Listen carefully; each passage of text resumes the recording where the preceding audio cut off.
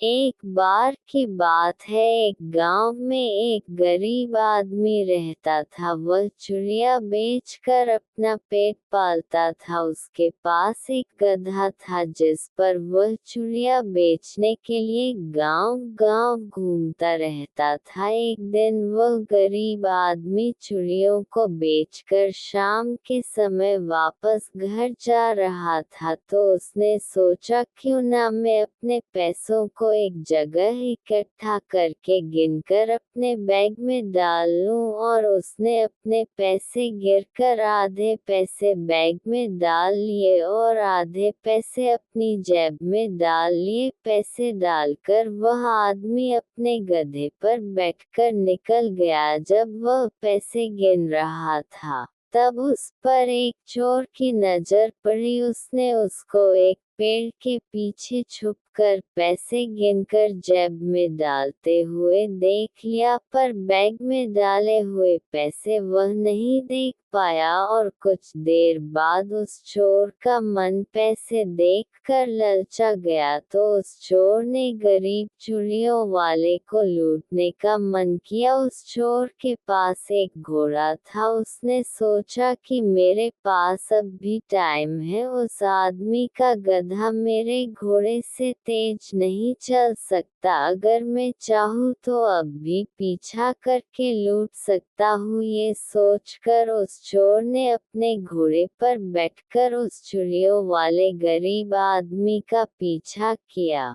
वह चोर उस गरीब चिड़ियों वाले का पीछा करते करते बहुत दूर तक चला गया, परंतु चोर को वह चिड़ियों वाला कहीं पर नहीं दिखा। कुछ दूर और चलने के बाद चोर को एक गांव की महिला खेत में काम करती हुई दिखी, तो चोर ने महिला को बुलाकर पूछा कि इधर मेरा एक दोस्त गधा लेकर आया था और मैं उससे पीछे छूट गया। अगर आपने उसे देखा है कि वो किस तरफ गया है तो आप मुझे बताएं, ताकि मैं रास्ता ना भटकूं और उसके पीछे घर जा सकूं। तब वह महिला उस चोर से बोली कि एक गधे वाला आदमी कुछ समय पहले पश्चिम दिशा की तरफ गया है।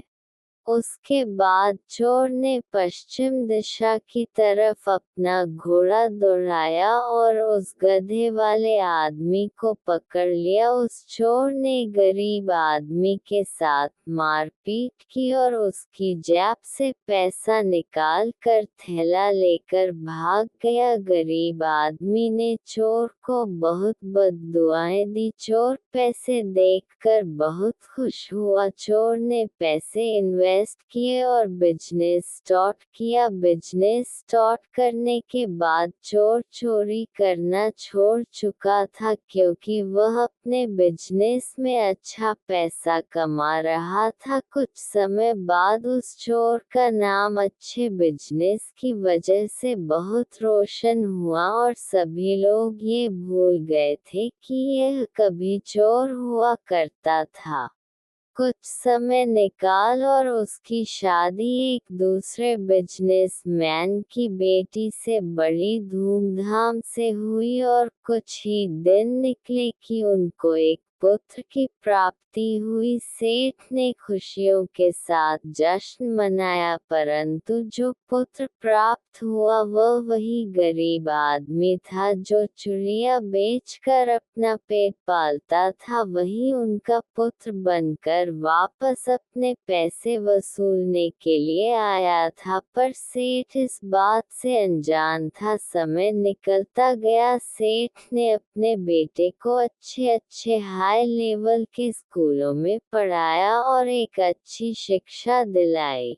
इस प्रकार समय निकलता गया और बेटा जवान होकर शादी करने के लायक हो गया। सेठ ने अपने बेटे की शादी अपने लेवल के दूसरे बिजनेसमैन की बेटी से कर दी। शादी बड़ी धूमधाम से की गई। पूरे घर में खुशियां का माहौल था। शादी खुशियां के साथ समाप्त हो गई। कुछ समय तक सब कुछ ठीक चल रहा था। कुछ समय बाद सेठ का बेटा बीमार रहने लगा। सेठ ने अपने बेटे का बहुत से डॉक्टरों के पास इलाज करवाया। सेठ ने बेटे के इलाज में बहुत खर्चा किया, लेकिन सेठ का बेटा ठीक नहीं हुआ। गांव के सेठ का बेटा बीमार होने के कारण सेठ के बेटे के पास गांव के लोग व रिश्तेदार मिलने आते थे। जो मिलने आता था उनसे वह बड़ी हंसी खुशी से बातें करता था। ऐसा लगता ही नहीं था कि उसे कुछ बीमारी भी है। परंतु जब सेठ और उसके बेटे की पत्नी उसके पास आते तो वह मुंह फेर लेता और उदास हो जाता। बहुत से दिनों तक यही सिलसिला चलता रहा। एक दिन सेठ ने अपने बेटे से परेशान होकर पूछा कि बेटा, तू सभी रिश्तेदारों से, गांव वालों से हंसकर बातें करता है और हमसे मुंह फेर लेता है, ऐसा क्यों करता है? हमसे कुछ गलती हुई है क्या? तब वह बोला कि आपको अभी तक समझ में नहीं आया कि मैं कौन हूँ। तब सेठ ने आश्चर्य से पूछा कि मैं कुछ समझ नहीं पाया कि तू क्या बोल रहा है। तो सेठ का बेटा बोला कि मैं आपका बेटा नहीं, आपका कर्म हूँ जो आपका बेटा बनकर आया हूँ। मैं वही गरीब चुड़ियों वाला हूँ जिसको तुमने बहुत पहले पैसे लूटकर मार दिया था।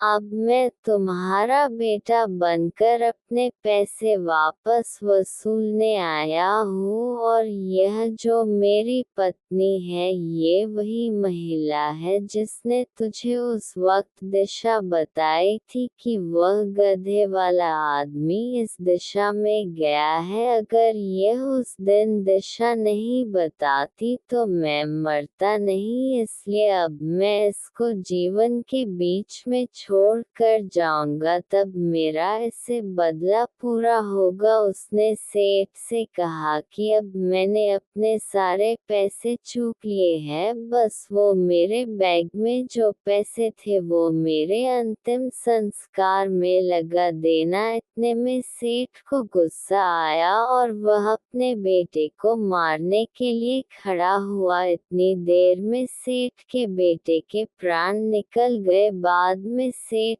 ने उस बैग में जितने पैसे थे उसका 4 गुना अपने बेटे के अंतिम संस्कार में लगाए और सेठ को अपने कर्मों पर बहुत पछतावा हुआ।